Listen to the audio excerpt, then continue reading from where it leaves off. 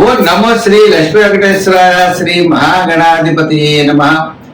ఉగ్రం వీరం మహావిష్ణుం జ్వలంతం సర్వతోముఖం నృసింహం భీషణం భద్రం మృత్యుర్నమామ్యహం. ప్రేక్షకులకు నమస్కారాలు తెలియజేస్తూ మనం జూలై మాసంలో మన రాశులకు ఎలా ఉంటాయో తెలుసుకుందాం.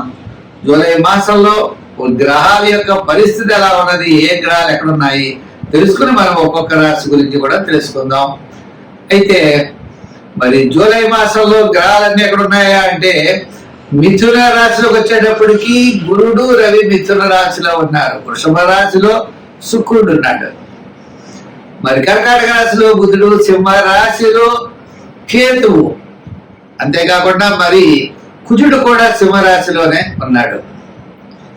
మరి సప్తమ స్థానమైనటువంటి కుంభ రాశిలో రాహు ఉన్నాడు. మీన రాశిలో శని. మరి చంద్రుడు 27 రోజులు 27 నక్షత్రాల్లోనూ సంచారం ఉంటుంది. కాబట్టి మనకి మన యొక్క రాశులకి జూలై నెలలో మనం ఎలా ఉంటుంది, ఏ విధమైనటువంటి సులభమైన పరిహారాలు మనం చేసుకోవచ్చు, చేసుకుంటూ ఏ విధమైనటువంటి కార్యాన్ని మనం పూర్తి చేయగలుగుతాం అని మానవుని యొక్క ప్రయత్నం, ఆ ప్రయత్నంతో పాటు దైవ బలాన్ని సంపాదించడం కోసం మనం తప్పకుండా తెలుసుకుంటాం. ఇబ్బందులు వస్తాయి అనుకున్నప్పుడు వాటిని అవాయిడ్ చేస్తాం. అనుకూలంగా ఉన్నప్పుడు కాస్త వేగంగా మన ప్రయాణాన్ని ముందుకు సాగిస్తాం. ఆ విధంగా గ్రహాలు ఎప్పుడు కూడా జ్యోతిషం అంటే కాంతిని ఇచ్చేది, మనల్ని నడిపించేది, మనం చూసుకుని నడిచేది. ఈ విధమైనటువంటి ఆలోచనతో మనం ముందుకెళ్ళాలి. తప్పనిసరిగా ముందుగా మనం మేష రాశి గురించి జూలై నెలలో ఎలా ఉందో తెలుసుకుందాం. ధనుర్రాశి. ఈ ధనుర్రాశి వారికి సప్తమంలోనే గురుడు, షష్టంలో శుక్రుడు. అంటే విందు వినోదాల్లో పాల్గొనే అవకాశాలు ఉన్నాయి. కుటుంబార్థి సంతానపరమైన వ్యవహారాలు ప్రోత్సాహకరంగా ఉంటాయి. వివాహాది శుభప్రయత్నాలు అనుకూలంగా ఉంటాయి. లైఫ్ పార్ట్నర్ తో ఆనుకూలమైనటువంటి దాంపత్యం అనుకూలంగా ఉంటుంది. చిన్న చిన్న సమస్యలున్నా తప్పనిసరిగా తగ్గుతాయి. సంతానపరమైన వ్యవహారాలు ప్రోత్సాహకరంగా ఉంటాయి. శుభపుణ్య కార్యక్రమాల్లో పాల్గొంటారు. శివక్షేత్రాలను దర్శిస్తారు. ఆధ్యాత్మికమైన చింతన పెరుగుతుంది. పబ్లిక్ లో రిలేషన్స్ పెరుగుతాయి. సంతానపరమైనటువంటి అభివృద్ధితో పాటు గౌరవ మర్యాదలు కూడా మీకు పెరిగే అవకాశాలు ఉన్నాయి.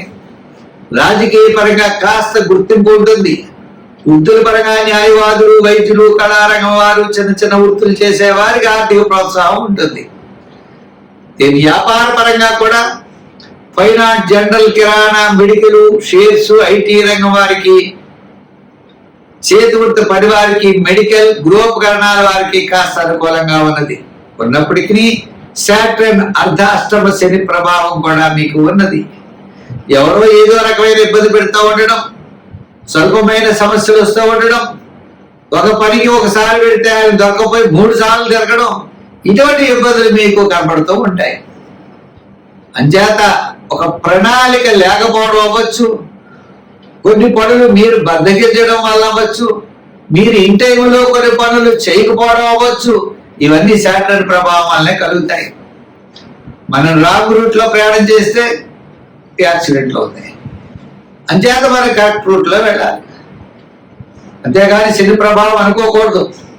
ఎక్కడ పడితే అక్కడ సంతకాలు పెట్టడం, అధికారులు కూడా ఏమీ చూడకుండా సంతకాలు పెట్టడం, గతంలో జరిగింది ఇప్పుడు జరుగుతుందని అనుకోవడం, ఇవన్నీ కూడా అవివేకం అవుతాయి. ఇటువంటి తెలివి తక్కువ పనులు మాత్రం ఈ రాశి వారు ఎటువంటి పరిస్థితులను చేయకూడదు. రాంగ్ డెసిషన్ ఎప్పుడు తీసుకోకూడదు. మీరు తీసుకునే నిర్ణయం కరెక్ట్ గా ఉండాలి, విధి విహితంగా ఉండాలి, రూల్ ప్రకారం ఉండాలి. అలా ఉన్నట్లయితే మీకు శని ప్రభావం ఏమీ ఉండదు. గురుడి యొక్క ప్రభావంతో మరి కాస్త అనుకూలమైన ప్రభావం మీకు కనబడుతుంది. సంఖ్యల్లో 3, రంగుల్లో ఎరుపు, తెలుపు ఎక్కువగా వాడండి. దానాల్లో తిలదానం చేయండి. వారాల్లో సోమవారం చేయండి. సోమవారం చేస్తూ మీరు తప్పనిసరిగా మరి జమ్మి చెట్టు చుట్టూ ప్రదర్శనలు చేయండి. తిలదానం తప్పనిసరిగా చేస్తూ ఉండండి. నల్లని వస్త్రం కూడా ఇవ్వండి. శని భగవానుడి శనివారం అభిషేకం చేసి నల్లని వస్త్రాన్ని కప్పండి. తద్వారా విశేషమైనటువంటి ఫలితాలు మీకు ఉంటాయి. స్వస్తి. మకర రాశి. ఈ మకర రాశి వారికి ఆత్మస్థైర్యం ఉంటుంది. మొట్టమొదటి 15 రోజులు ఆత్మస్థైర్యంతో తప్పనిసరిగా ముందుకు దూసుకుని వెళ్ళగలుగుతారు. ఎంతటి పని అయినా మీరు పూర్తి చేయగలుగుతారు. ఆర్థిక వ్యవహారాల్లో ఒక్కరవ ఇబ్బందిగా ఉంటుంది. సంతానపరమైన వ్యయం, బంధుమిత్రుల ద్వారా వ్యయం జరిగేటువంటి పరిస్థితులు కనబడుతున్నాయి. శుభ్రమైనటువంటి వ్యయం ఎక్కువగా జరిగిపోతూ ఉంటుంది. అంతే విందులు వినోదాల్లో పాల్గొంటారు, పుణ్య కార్యక్రమాల్లో పాల్గొంటారు, ఆధ్యాత్మికమైన చింతన పెరుగుతుంది, దాన ధర్మాలు పెరుగుతాయి, అన్నింటి ఆ విజయాన్ని సాధించగలుగుతారు. ఉద్యోగపరమైన సమస్యలు తప్పనిసరిగా తగ్గుతాయి. ఉద్యోగపరమైన అనుకూలత లభిస్తుంది. రాజకీయ పరంగా పర్వాలేదు. వృత్తుల పరంగా చూస్తే ఆర్థిక పరమైన డెవలప్మెంట్స్ మీకు ఫస్ట్ 15 రోజులే కనపడుతుంది. తర్వాత 15 రోజులు కొద్దిగా తక్కువగా ఉంటుంది. ఎందు గురించి అంటే మీ వృత్తులు చేసేవారు ఏ విధంగా చేయాలో ఆ విధమైనటువంటి ప్లానింగ్ మిస్ అయ్యేటువంటి అవకాశాలు కనపడుతున్నాయి. ఎంచేత బుధుడు 7వ స్థానంలో ఉండడం వల్ల మీకు అనుకూలమైనటువంటి వాతావరణం ప్లానింగ్ విధానంలో రాంగుగా నడుస్తుంది. అదే విషయంలో మరి గురుడు కూడా 6వ స్థానంలో ఉండడం వల్ల లెవర్ సంబంధమైన ఇండైజెషన్ ప్రాబ్లమ్స్ రావడానికి అవకాశాలు ఉన్నాయి. అంచేత ఆరోగ్య సూత్రాలని ఖచ్చితంగా పాటించాలి. 6వ స్థానంలో గురుడు మరి డైజెషన్ సిస్టమ్ కరెక్ట్గా లేకపోవడం, గ్యాస్ట్రిక్ ట్రబుల్స్ రావడం, మోకాళ్ళ నొప్పులు రావడం, ఇలా శరీరంలో ఎక్కడ ఖాళీ ఉంటే ఆ ఖాళీ ప్రదేశంలో ఈ గాలి వెళ్ళడం, తద్వారా నొప్పులు పెయిన్స్ రావడం, అది ఏదో జబ్బరిపోవడం, ఈ రకమైన ఇబ్బందులు మీరు ఎదుర్కొంటారు. కాబట్టి ఆరోగ్య సూత్రాలను పాటించండి. అయితే ఏ రకమైనటువంటి ఇబ్బందులు లేవు, కానీ చిన్న చిన్న సమస్యలు మాత్రమే మిమ్మల్ని వెంటాడుతూ ఉంటాయి. అంచేత అన్ని రంగాల వారు వ్యాపారస్తులకి కూడా ఆర్థిక పరంగా పెద్దగా ఇబ్బంది అయితే లేదు. జనరల్ ఫైనాన్స్, కిరాణా, మెడికల్, లోహ, యంత్ర, వాహన, ఈ విధంగా అందరికీ కూడా మొట్టమొదటి 15 రోజులు చాలా బాగుంటుంది. తర్వాత 15 రోజులు సామాన్యంగా ఉన్నది.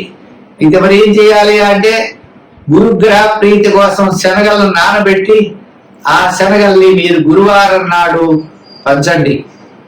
మొలకెత్తితే ఆవుకు పెట్టండి, లేదా ఉడకవేసిన శనగలు ప్రసాదం కింద తయారు చేసి పంచిపెట్టండి, లేదా శనగపిండితో చేయబడిన స్వీట్స్ తయారు చేసి కొని గురువారం నాడు పంచిపెట్టండి.